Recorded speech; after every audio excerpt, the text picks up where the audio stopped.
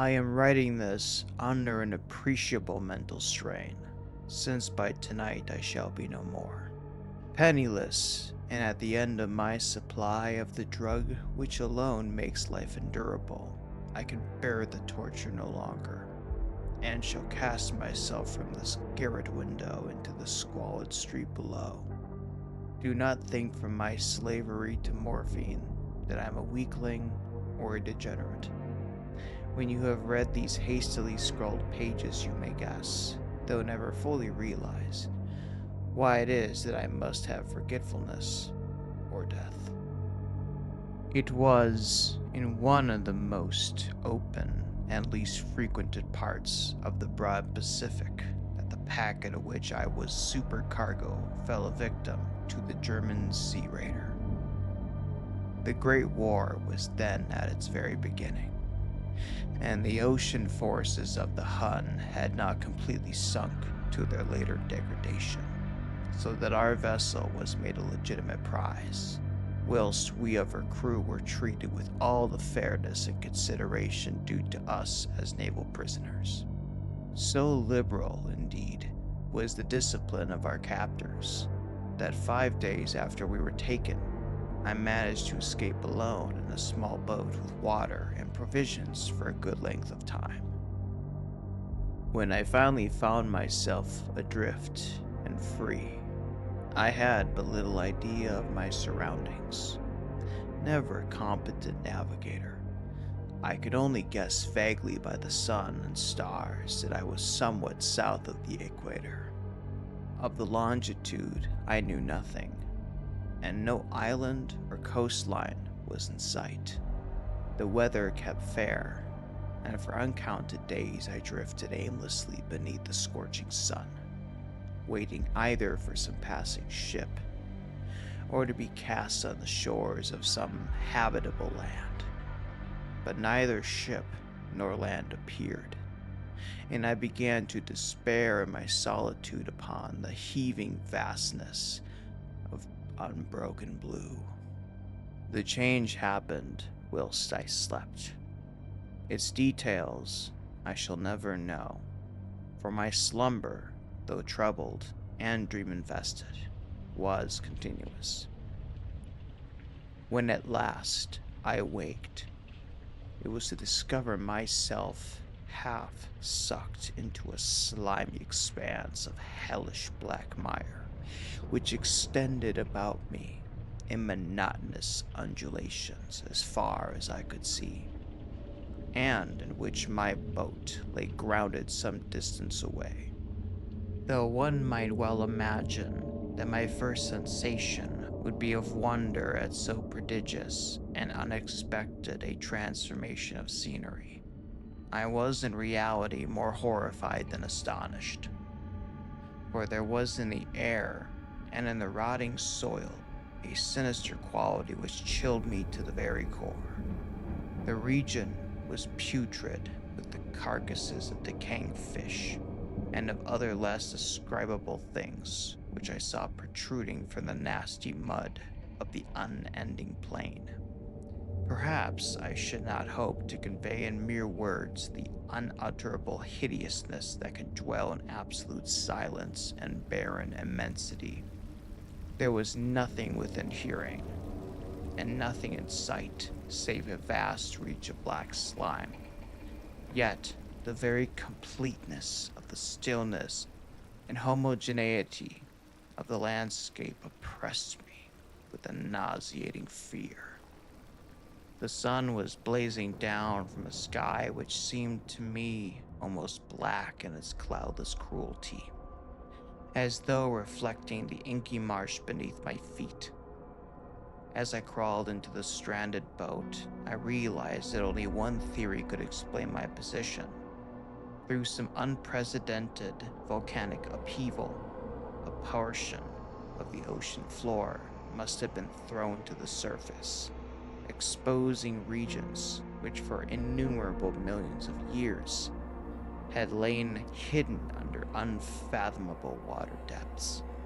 So great was the extent of the new land which had risen beneath me that I could not detect the faintest noise of the surging ocean, strain my ears as I might. Nor were there any sea fowl to prey upon the dead things. For several hours, I sat thinking or brooding in the boat, which lay upon its side and afforded a slight shade as the sun moved across the heavens. As the day progressed, the ground lost some of its stickiness and seemed likely to dry sufficiently for traveling purposes in a short time. That night I slept but little, and the next day I made for myself a pack containing food and water, preparatory to an overland journey in search of the vanished sea and possible rescue. On the third morning, I found the soil dry enough to walk upon with ease.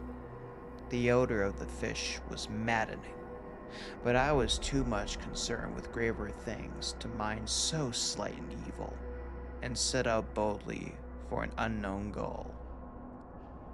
All day I forged steadily westward, guided by a faraway hummock which rose higher than any other elevation on the rolling desert. That night I encamped, and on the following day still traveled toward the hummock, though the object seemed scarcely nearer than when I had first espied it.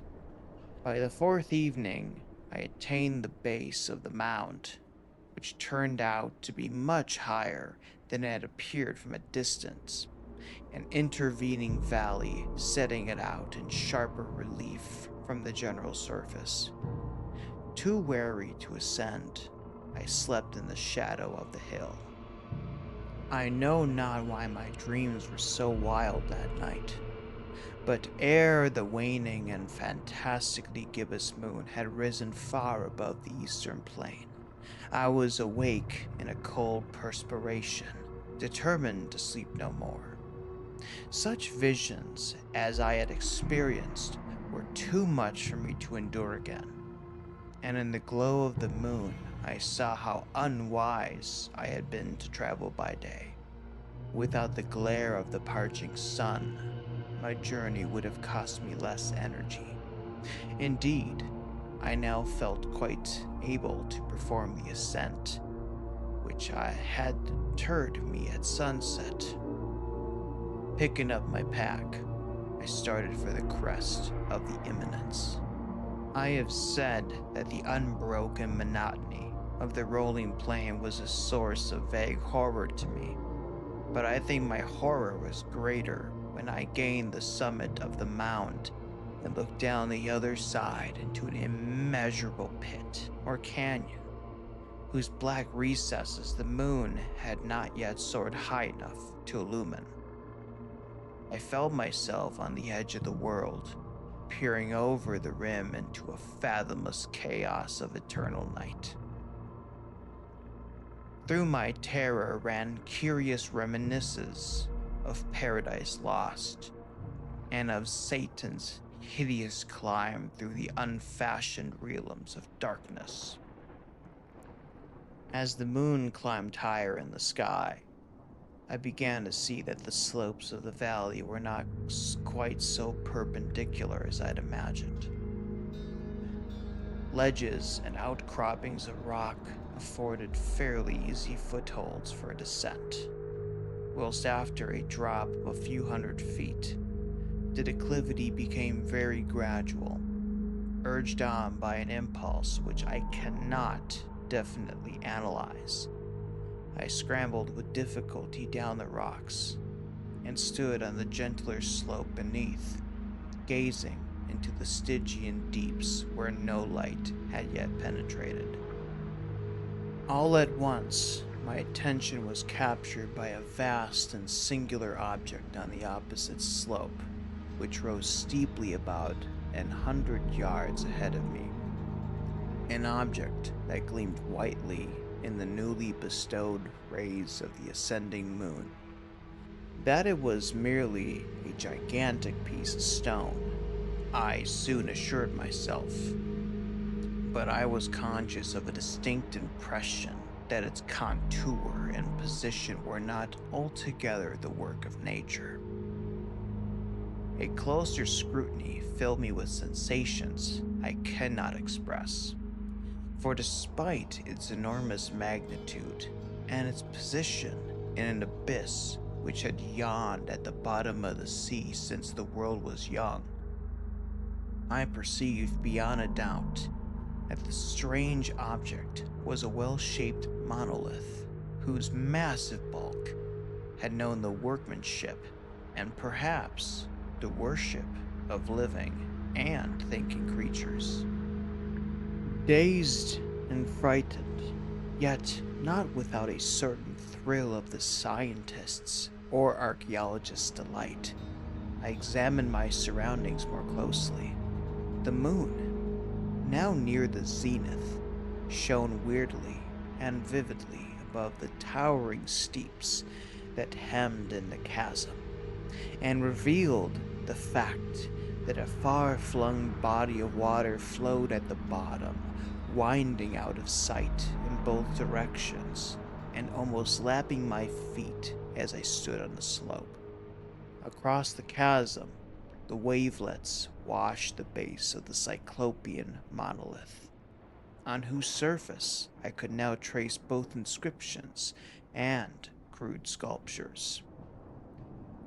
The writing was in a system of hieroglyphs unknown to me, and unlike anything I'd ever seen in books, consisting, for the most part, of conventionalized aquatic symbols such as fishes, eels, octopi, crustaceans, mollusks, whales, and the like. Several characters obviously represented the marine things which are unknown to the modern world, but whose decomposing forms I had observed on the ocean-risen plain. It was the pictorial carving, however, that did most to hold me spellbound. Plainly visible across the intervening water on account of their enormous size were an array of bas-reliefs whose subjects would have excited the envy of a Doré. I think that these things were supposed to depict men, at least a certain sort of men, though the creatures were shown disporting like fishes in the water of some marine grotto, or paying homage at some monolithic shrine which appeared to be under the waves as well. Of their faces and forms I dare not speak in detail, for the mere remembrance makes me grow faint. Grotesque beyond the imagination of a Poe or a Bulwer, they were damnably human in general outline, despite webbed hands and feet, shockingly wide and flabby lips, glassy, bulging eyes, and other features less pleasant to recall. Curiously enough, they seemed to have been chiseled badly out of proportion with their scenic background, for one of the creatures was shown in the act of killing a whale represented as but little larger than himself. I remarked, as I say, their grotesqueness and strange size, but in a moment decided that they were merely the imaginary gods of some primitive fishing or seafaring tribe, some tribe whose last descendant had perished eras before the first ancestor of the Piltdown or Neanderthal man was born. Awestruck at this unexpected glimpse into a past beyond the conception of the most daring anthropologist, I stood musing while the moon cast queer reflections on the silent channel before me. Then suddenly I saw it. With only a slight churning to make its rise to the surface, the thing slid into view above the dark waters. Vast, Polyphemus-like and loathsome, it darted like a stupendous monster of nightmares to the monolith, about which it flung its gigantic scaly arms, the while it bowed its hideous head and gave vent to certain measured sounds. I think I went mad then. of my frantic ascent of the slope and cliff, and of my delirious journey back to the stranded boat, I remember little. I believe I sang a great deal, and laughed oddly when I was unable to sing. I have indistinct recollections of a great storm some time after I reached the boat. At any rate, I know that I heard peals of thunder and other tones which nature utters only in her wildest moods. When I came out of the shadows, I was in the San Francisco hospital, brought thither by the captain of the American ship which had picked up my boat in mid-ocean. In my delirium, I had said much, but found that my words had been given scant attention. Of any land upheaval in the Pacific, my rescuers knew nothing, nor did I deem it necessary to insist upon a thing which I knew they could not believe. Once I sought out a celebrated ethnologist and amused him with the peculiar questions regarding the ancient Philistine legend of Dagon, the fish god, but soon perceiving that he was hopelessly conventional, I did not press my inquiries. It is at night, especially when the moon is gibbous and waning, that I see the thing. I tried morphine, but the drug has given only transient surcease, and has drawn me into its clutches as a hopeless slave. So now I am to end it all, having written a full account for the information or the contemptuous amusement of my fellow man. Often I ask myself if it could not all have been a pure phantasm, a mere freak of fever, as I lay sun-stricken and raving in the open boat after my escape from the German man-of-war. This, I ask myself, but ever does there come before me a hideously vivid vision in reply? I cannot think of the deep sea without shuddering at the nameless things that may at this very moment be crawling and floundering on its slimy bed, worshipping their ancient stone idols, and carving their own detestable likeliness on submarine obelisks of water-soaked granite. I dream of a day when they may rise above the billows to drag down in their reeking talons the remnants of puny, war-exhausted mankind, of a day when the land shall sink and the dark ocean floor shall ascend amidst universal pandemonium. The end is near. I hear a noise at the door, as of some immense slippery body lumbering against it. It shall not find me. God, that hand, the window, the window!